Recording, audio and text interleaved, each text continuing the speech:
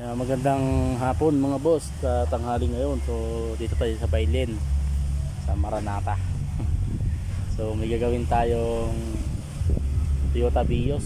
So problema ng mga bossing ay pag nagpipreno ka, umiinit yung left side sa unahan. So ngayon, bali yung tatlo hindi naman masyadong mainit talaga. Yung mas malakas ang init talagang yung left side na brake, tapos lusot pa itong preno niya. So titingnan natin mga bossing.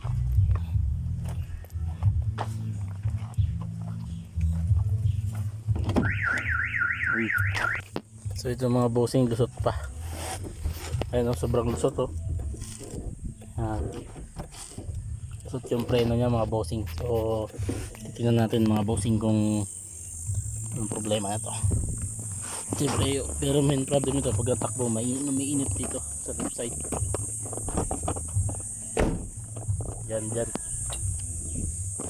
Dyan yung umiinit mga bossing.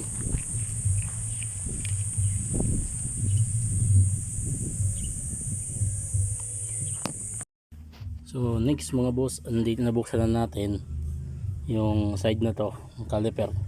So nakita ko yung problema. So itong push rod natin mga boss, ito yung stack up to. Ito okay pa to, pero linisin na rin natin, lalagyan natin ng grasa.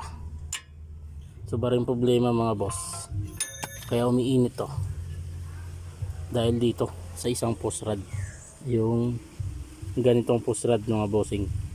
So kailangan dito naglalaro to. So naglalaro to pag nagpipreno ka. Yan. So naglalaro dapat yan pag nagpipreno ka. Pagka nagpapa ka ng preno, gaganon to. Yan, tapos babalik naman yan. Ganyan, tapos babalik ka naman yan. So ito sa baba ang problema. Kaya umiinit siya, mabilis umiinit dito. Yung itong push rod niya sa ilalim. Ayun oh, hindi mahugot. Yan, sobrang tigas. So tatanggalin na natin. So tatanggalin ko muna mga boss. Ito yung dahilan mga boss ng pag-iinit ng kwan. So hindi nung itong kwan, pag-iinit ng brake pad at rotor. So ito pag stuck kasi ito mga bossing, so hindi ito maglalaro. So kain lang ng kain, kaya mabilis maubos yung brake pad nyo. So yan yung brake pad nyo. So ito yung problema niya, kaya mabilis uminit mga boss. So pag hindi nyo kasi nilagyan ng grasa yan, babalik at babalik pa rin sa dati yan mga boss, ilang araw lang. So pagka ito kasi mga boss, nilagyan nyo ng grasa para maglaro siya, kasi ito naglalaro talaga. So naglalaro to mga bossing, labas pasok mga bossing yan, labas pasok to. So ito mga bossing, pasok ka natin, ganyan po natin ginagawa yan, malinis at maayos po yan. Ayan, yan. So ito po, yan ay may rubber. Pasok natin yan mga bossing. Pag naipasok mo yan, tapos ganyan dapat yan maglalaro, parang ganito mga bossing. Wala kasing cameraman mga bossing. Ayan o, dapat ganyan trabaho niyan, naglalaro. Ayan,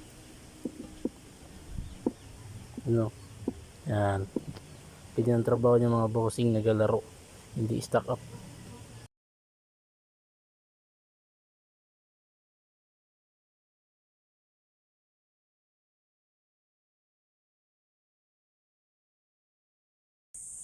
So mga boss, pangalawang araw nito ngayon. So kasi ako lang mag-isa, tapos na natin yung problema sa preno. Yung preno pa rin naman to, yung problema dun sa unahan na nagiinit kapag tumatakbo. So meron pa kasi ito isang problema, bali dalawang problema nito mga boss. At pag tumakbo ka na preno, mas malakas uminit yung left side. Pero ngayon kasi dalawang problema nito, lumulusot yung preno. So ito dalawang issue nito. So ito mga boss, yung okay naman yung lahat ng brake shoe, brake pad okay naman. Bali problema lang mga boss, ito ang brake master nya sobrang dumi. So hindi naman siya tumatagas, bali kon lang mga bossing. Yan o, yun. So sobrang dumi, barado mga bossing. So kaya gagawin natin, linisin natin to. Yan, kita mo naman ang kulay niya sa loob, chocolate. So chocolate mga boss, kaya tatanggalin natin yun sa loob na yan. Hindi ko mabibidyohan kasi walang cameraman. So yun lang mga boss, tanggalin natin yan, linisin natin to mga boss. Let's go. So bad news mga boss, so ito yung problema ng lusot na preno, kaya lumulusot yung preno niya. So yun, so nakita ko sa inyo mga boss, natanggal na natin yung block. Bubuksan natin kung anong problema nito. Yan ha, tanggalin natin mga boss ha. Yan yung spring niya, di ba?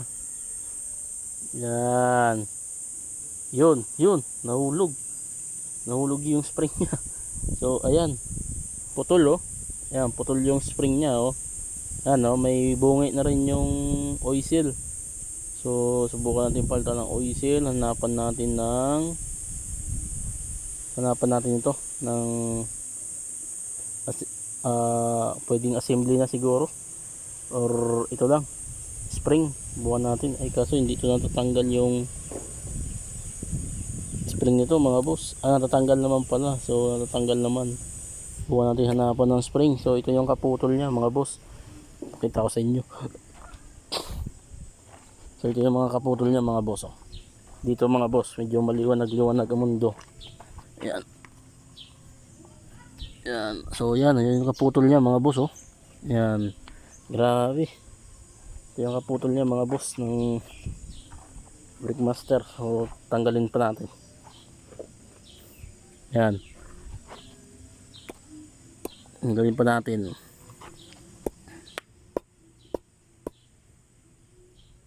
Yan.